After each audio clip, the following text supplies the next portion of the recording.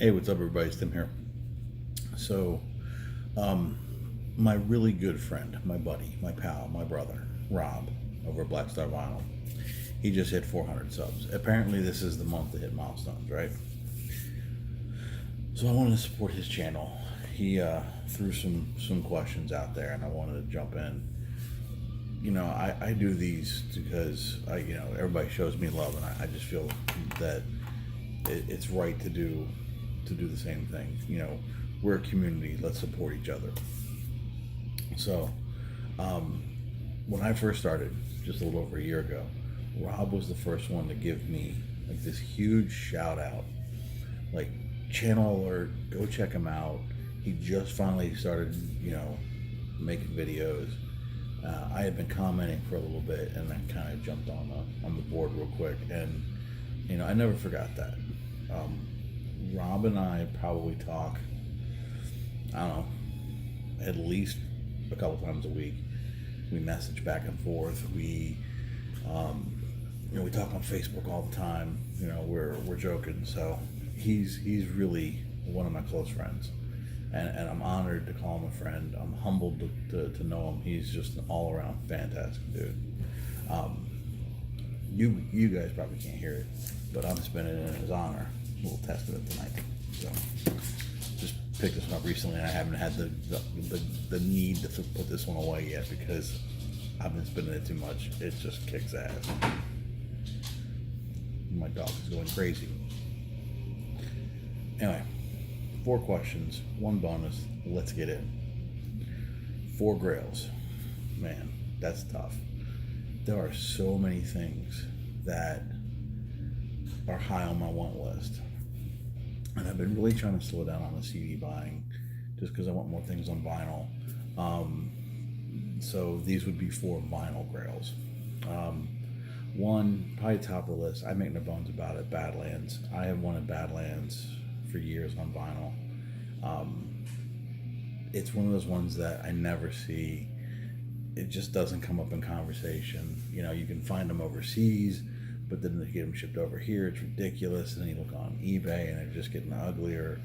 And it looks like represses are just never going to see the light of day. So they did 2 official albums. I would love to get them both. The first one, their self-titled, is probably way more important to me, but their second one, Voodoo Highway, kicks just as much ass. And they actually do a great blues metal cover of Fire and Rain on it. So if you've never heard that, go check that out. So that's gotta be my number 1. Number 2, I would probably say would be the second album by De La Soul.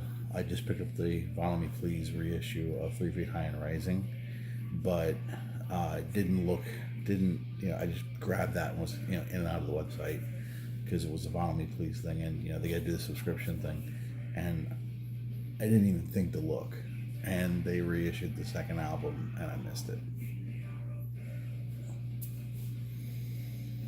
So yeah, probably that one, just because I'm pissed about it right now. Number 3, I never see Anthrax and the Living on vinyl. I know it's out there. I don't see it. And I really want the damn album. I have the Kings Among Scotland. Was it the Black Friday Record Store Day album release, which has the album live, and it sounds fantastic. Not the same. So that's bugging the absolute ever-loving shit out of me. I mean, any Anthrax on wax is good. But no, just I'm pretty sure up north I have Spreading the Disease and State of Euphoria. So those are the 2 that I have on wax. But Among the Living is just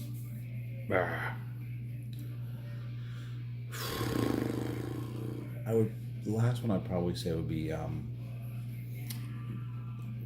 another band that came out around that same time in the early 70s that really pushed the blues. I shouldn't say blues. I should say the hard rock sound at the time. That when Zeppelin went more hard blues, and the Sabbath went more, Devil's Third, down-tuned. These guys kind of married the two into just a heavy, heavy sound, and that's Sir Lord Baltimore. And man, they're pricey as hell if you can find them. Again, never just haven't run across one. So I'd say right now it's my top 4. I could probably do a 24-hour video of shit I'm looking for. I mean, that's how we all are, right? But those are probably 4 that, when I'm in a record store, I probably go to those first just to see, because if they have them, I'm probably going to pick them up, as long as it's not an arm and a leg. And if they don't, then I go, all right, well, what else am I going to spend my money on today? So question 2, 4-channel shout outs, and we were looking for Grail, or not Grails, shit. We were looking for channels maybe on a milestone. So I actually went with 3 newer channels. And when I say new, I mean like under 100 subs. I mean, one channel I think even started this week. So, so let me get into that. So the first one is Tonearm Tango. He's only got 34 subs. I watched a couple videos. He's a classical freak by his own admission. Really enjoys classical music, which I think is fantastic. I studied a lot of classical music in high school, and I do have an appreciation for it, but it's not something I want to listen to as much, and maybe I need to delve back in. But he also has jazz, metal, some new wave, so he's not pigeonholed into it. So definitely want to go give him some love. Imagine Just Records, he just started this week. He's only got 30 subs. In his debut video, his introduction, he showed Metallica, Tupac, Pink Floyd. He's got well diverse taste, and looks like he's going to get his entire family involved into his channel, and that's kind of fun too. Being able to just see, get to know people. Richard McCook is another one. He's real close to 100. He's at 92. Huge diverse taste. Like his most recent video, he was showing some Roy Orbison and Ramones. I mean, there's a combo, right? Roy and the Ramones. Could you imagine those two on stage? That'd be weird, right? No, it wouldn't. It'd be fun. But he just also did a video of, he ranked, gave his personal feeling on some Mark Bolan and T-Rex albums, which I need to go back and watch, because I need to get. I need some more T-Rex. I've only got a couple, and I really need to get some more. And then the last one is my buddy Alex over at Alexspinsvinyl. He's been making videos just as long, if not longer, than me. And honestly, he's only got 169 subs.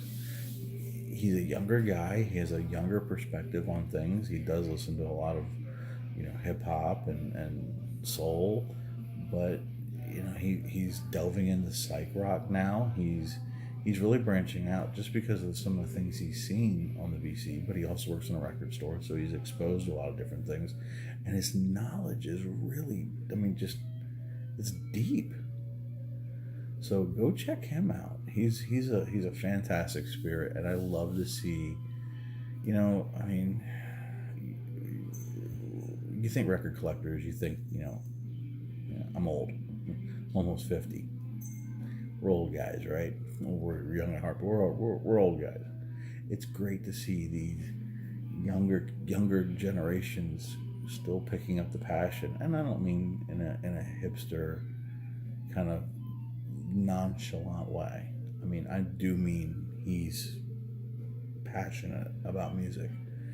I had the privilege to spend the day with him, and he's a fantastic member of the VC, so go give him some love.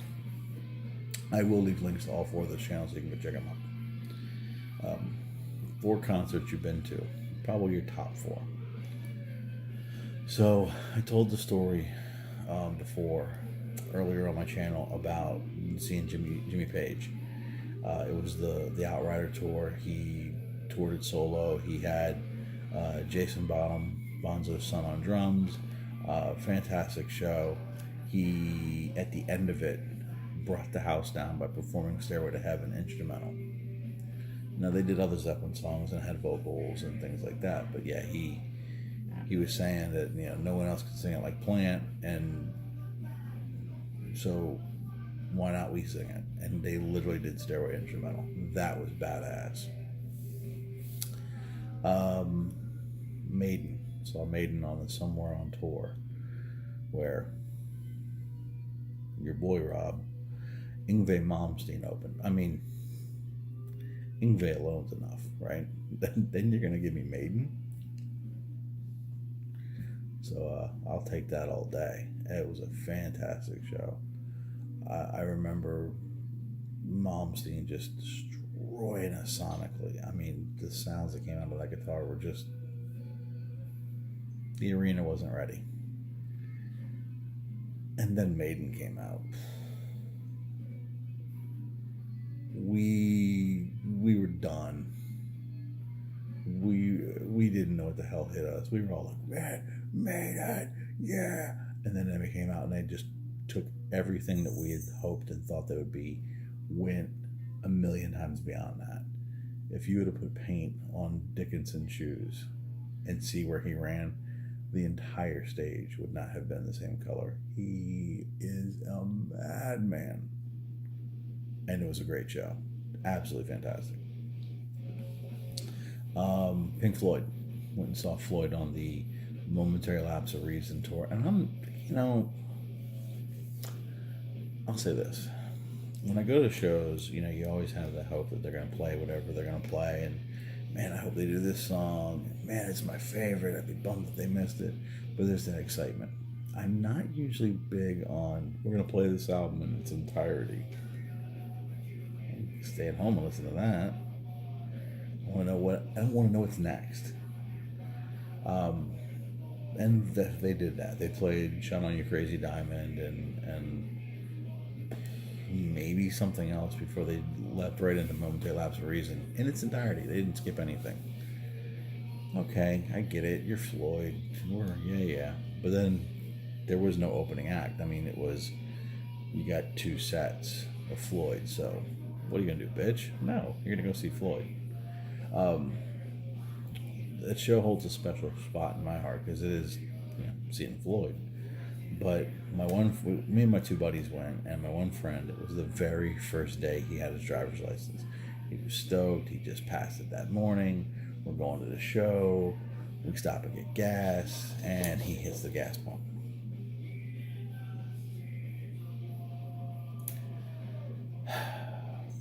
So that was that exchange.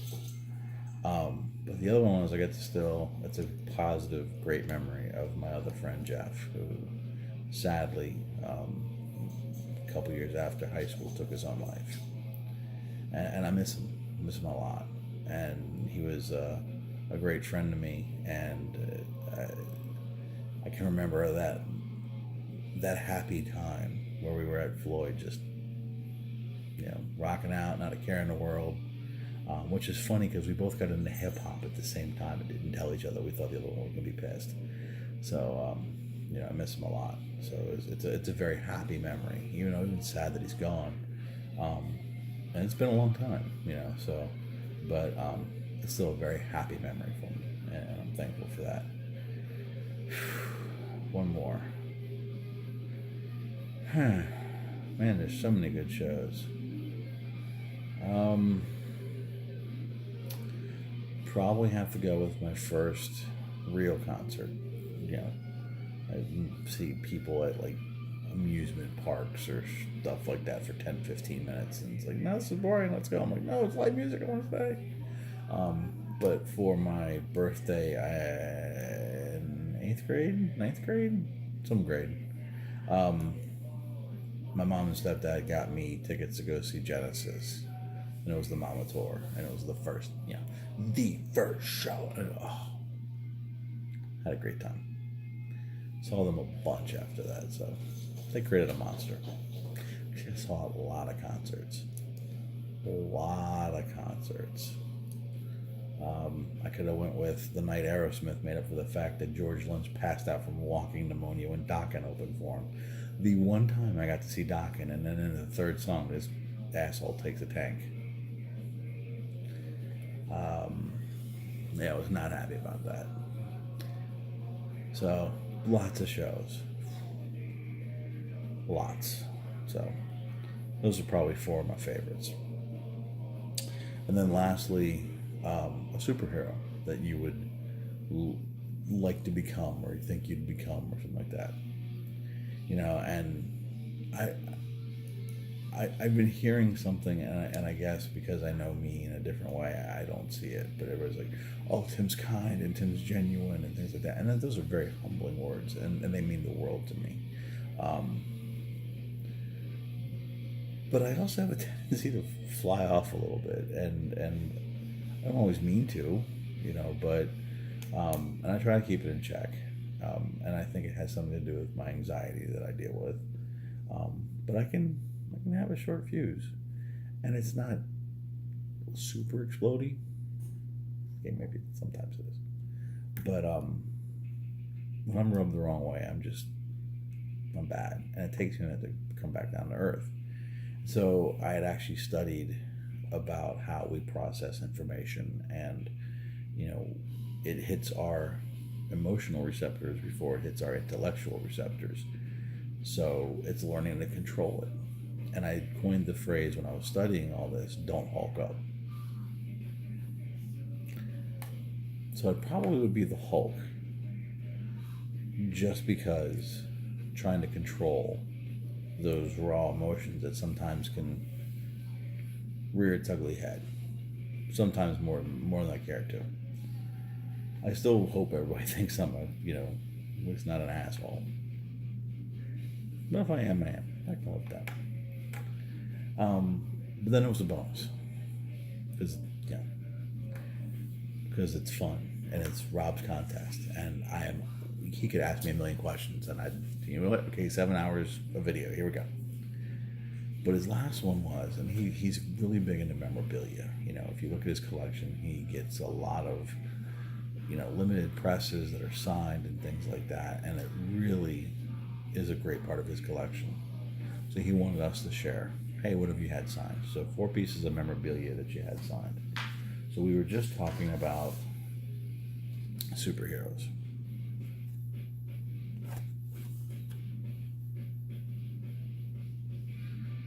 Stan Lee.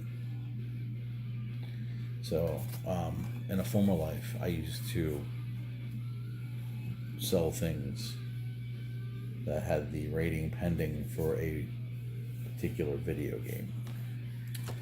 And I had the chance to briefly meet him. This was a few years ago, like 3-4 years ago, and he was fighting a cold or something like that, but you could tell. He was short, if you know what I mean. And it's sad to say, but it was. And they were kind of moving the line along rather quickly. There wasn't photos. It was whatever. But I'm gonna get to meet Stan Lee. So as they're signing this, and he's literally signing it, and they're just pushing it forward, I literally look at him and I say, thank you for everything you've given us and more. And he looks and smiles and says, Excelsior.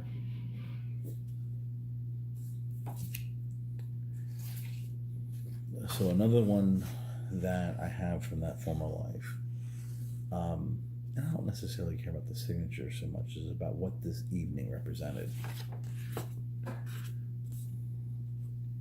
So that's Hulk Hogan's signature. And it's on a flyer at a store in Orlando that I used to run. And we were contacted one day by a representative from 2K Video Games.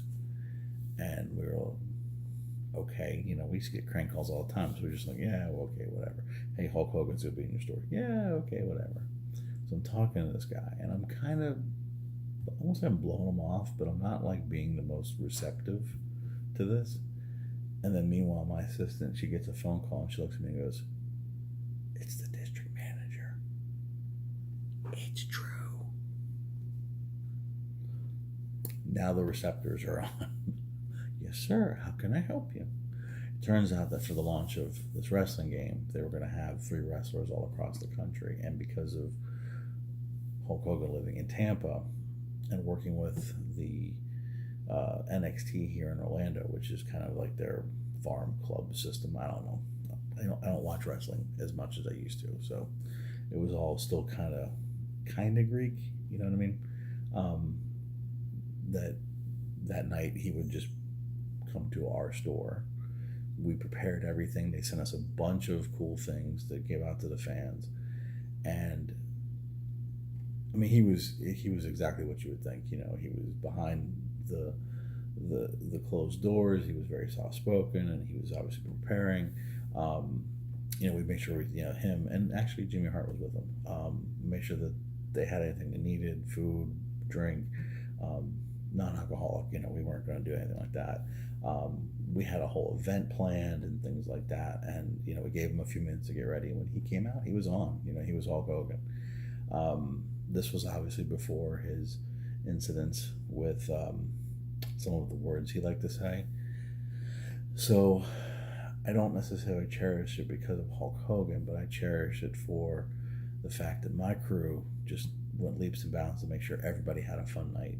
And I want to say we had maybe a line of 500 people plus come through to meet him and get their things signed, get a signature and have these moments. And we made sure there was a photo op with each and every one of them. And he didn't stop. He didn't flinch. He would take a minute to stretch his legs or go to the bathroom. You know, he did exactly what he should have done. He was an amazing professional that night, and I saw so many smiling faces. I cherish it for that, not for the signature. I know it's odd. So this one was a Father's Day gift from my oldest, as my screen decides to go blurry, so I'll show this now. This is Blackalicious' last album, Imani Volume 1, and this was privately funded through Kickstarter or something of that nature. I don't remember exactly who it was, but they self-published it and things like that. And one of the one of the awards was get the CD but signed. So this is the DJ producer, Chief XL, and then the Gift of Gab. If you've heard of Blackalicious, if you haven't heard of Blackalicious, I'll give you an idea of who they are. Pardon me. Ooh. Daniel Radcliffe, Harry Potter, Lightning Bolt, the boy who couldn't be killed. He was on The Tonight Show a few years back, and he had done a rap song where he rapped 2 lines each of every letter of the alphabet, of words that start with every letter of the alphabet. And that was actually a cover of Blackalicious's Alphabet Aerobics off their EP,